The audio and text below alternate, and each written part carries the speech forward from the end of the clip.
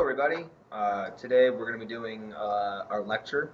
This is going to be a homework assignment, basically, for you, at least through a lot of it, um, on the criminal justice process and investigation.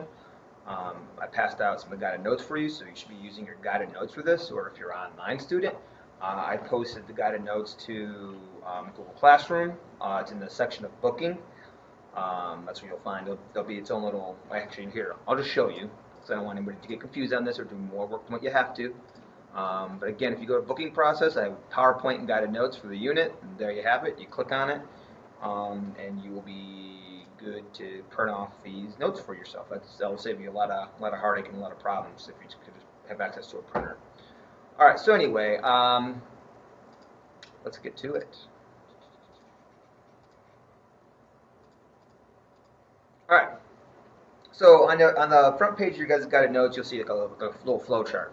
We're gonna go through like the different the different processes and step by step in terms of if you're arrested, well, what happens to you throughout that process. Well, the first stage would be obviously the arrest. So most cases that deal with arrests are held at the state level. State level, state courts, police departments, in local and state municipalities, they handle the wide range of cases that hit our country. Again, there are federal courts, obviously, but most of the traffic is deemed and seen at the state and local levels. All right, so what does an arrest mean? An arrest means when a person suspected of a crime is taken into custody. So by the way, a side note, all the things that I have highlighted for you and bolded, such as arrest, those are key vocabulary words. So that's why I want to make sure those are highlighted. Now, if you want to, in your notes, highlight them with the highlighter, I would do that so it kind of comes to your attention. But an arrest is when a person suspected of a crime is taken into custody. So you're not being questioned. When you're arrested, you're not free to leave. So that's why it's really important. If you ever are stopped, questioned by police officers, you always ask. Am I free to leave?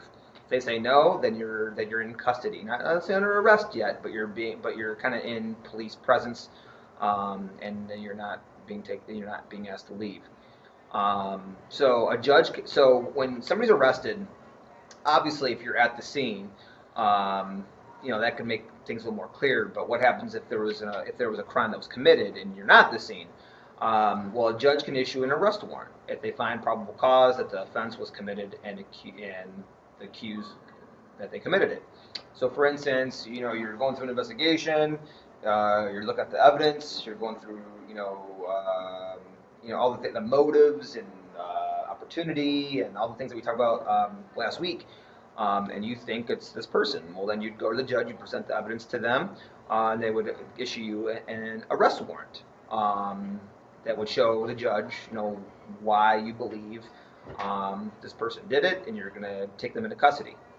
Or you got to prove probable cause to the judge. So probable cause means that you have reasonable belief that it was them based upon the evidence. All right, so those are a couple of important vocabulary terms that we need to kind of go over with that first stage. So reasonable suspicion's obviously a little bit lesser than probable cause. You need less evidence, but you also have more of a hunch. So maybe there's different parts of the case that's possibly missing, but you have really good reason to believe this person did it. So for example, if an officer thinks someone is armed, they may stop and frisk you. Most arrests occur when people don't realize it, so pulling someone over for a traffic stop because the person is not free to leave would be an example of that. So for instance, somebody is acting very suspicious in the neighborhood. They're looking in, they're going by the same house numerous times. They're looking in the windows. They're kind of peering or peeking.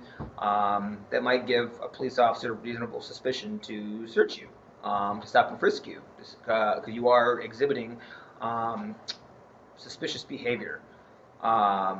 If you're being pulled over by the cops and they maybe smell alcohol on your breath, same thing. You can't see any beer cans or liquor bottles in your car, but you have reasonable suspicion to believe that somebody in the vehicle may have been under the influence. All right, so the big thing as we did in class, we already kind of talked about this in class a little bit with the different court cases. But the Fourth Amendment is extremely important when you're dealing with arrests. So obviously, to kind of review, the Fourth Amendment is individual protections against the government from illegal searches and seizures. So ultimately, when the founding fathers wrote the Constitution, they were the anti-federalists. They were very afraid of a big, strong federal government. So they wanted to make sure that in the Constitution that a Bill of Rights be added that added protections for the people against the government, things that protect us from them. So one being to provide our protections, our property should be protected. So even on top of that, there's an exclusionary rule to again further enhance our protections. Again, bolded, you need to know this. Exclusionary rule means it's if a search is found to be unreasonable, the evidence found in the search cannot be used at the trial against the defendant. So, for instance, I don't know, you get pulled over by a cop. You're going the speed limit. You're not swerving. Your tags on your vehicle are up to date. They pull you over, and in that vehicle, or maybe you were speeding. Because let's say we change the subject. Maybe you were speeding a little bit, going 5 miles over the limit. And all of a sudden, the police officer asked you to get out of your car, and he wanted to search your vehicle, and he wanted to go in the trunk. They found, I don't know, drugs. Now, based upon that scenario, you're barely speeding.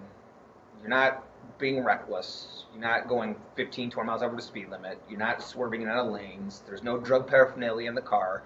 Odds are that would be thrown out. They would use the exclusionary rule. Probably would not be allowed in courts because, again, the cop didn't have a reasonable suspicion that you were, using drugs or you had drugs in the car. Now, if he could prove that he could smell it or whatever the case might be, that's a different story. But if it's just the scenario that I outlined, that's when it would be that's when it would be tossed out. So again, it's the police. It's their burden to prove probable cause, not you.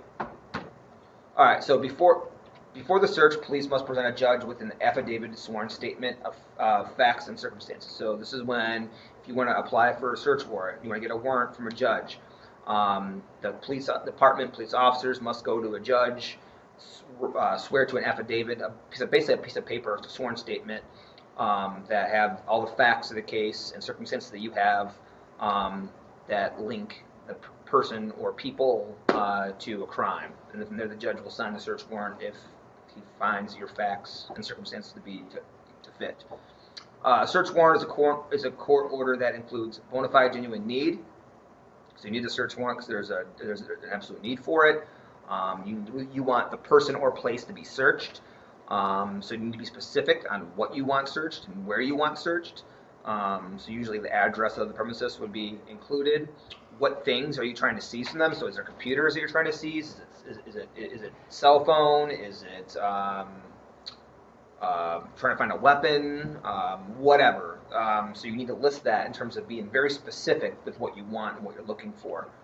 You need to have a certain number of days, so it must be conducted within a certain number of days of the affidavit. So you have a time frame laid out for when you're going to implement this search. And then search warrants must be conducted only in the daytime. So here's some things that you need to have within the search warrant for the judge to see and sign off on for why you need it, what's the need for it, what person or places are specifically going to be searched. So again, police need to be very, very specific with a search warrant, with what they want to search. Also, police must knock and announce before entering home. So this is kind of more in the news recently with the Breonna Taylor investigation. The whole idea of knock and announce was, there's some discrepancy on this with that case. If you've been paying attention to the news, happened in Kentucky, where she was in her apartment or whatever apartment or a house with her boyfriend. This was at night. The police department says that they knocked, they announced who they were, what they were doing there, and it led to an altercation with Breonna Taylor being killed in the process. So that was something just more recent that I could think of. That would be like this, where this kind of came more into the news than knock and announce or search warrants. Searches without a warrant. So the search is a part of an arrest. The police can search the suspect in the area immediately surrounding the suspect.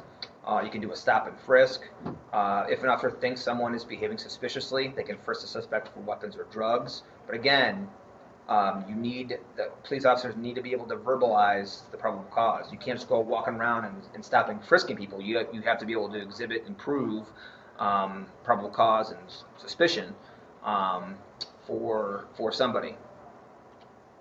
If a person gives consent, when a person voluntarily agrees to a search, then the search is legal. So that's why it's very important. I think we talked about this already. You know, if a police officer asks you to search your property, search your vehicle, you have the right to say no. Once you say yes, then it's a legalized search. So that's what's very important to know your rights and know what you can and can't do. Now, if you say no and the police end up searching anyway, then hey, just make it clear, and be respectful that you do not give consent.